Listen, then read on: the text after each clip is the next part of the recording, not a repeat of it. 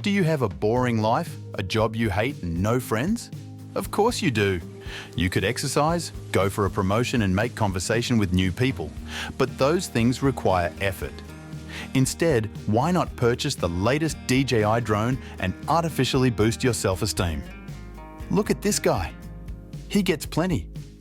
Look at him jumping off cliffs. I'm gonna get myself a contract with DJI. I'm gonna fly around the world. This is amazing. I can do this.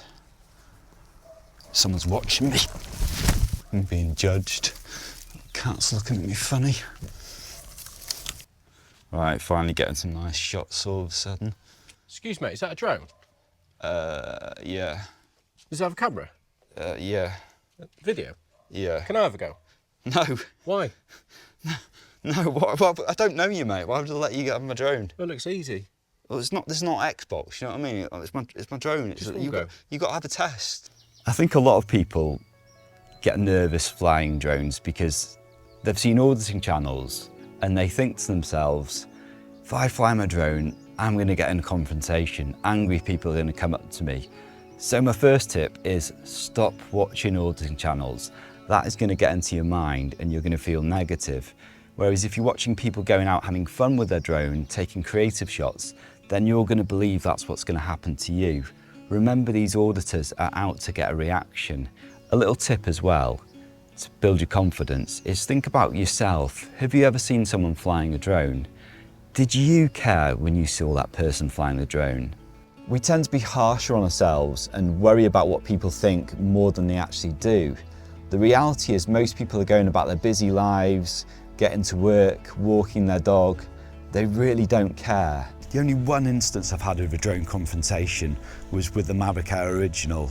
That was 6 years ago. And the propellers on that drone were so loud. So the mini-series should give you a lot of confidence. Much less likely that people are going to come up to you and kick off. Another tip when you're first getting into drones is to try and make friends in the drone community. There's a few reasons for this. Firstly, if you're going out with someone else, you're going to feel far less self-conscious than when you're flying by yourself. And other people are going to think, right, they're out having a good time, they're out to capture the nature. Another advantage of connecting with the drone community is you can often send messages to people to say, hey, have you got any recommendations of where you set off to fly the drone from here?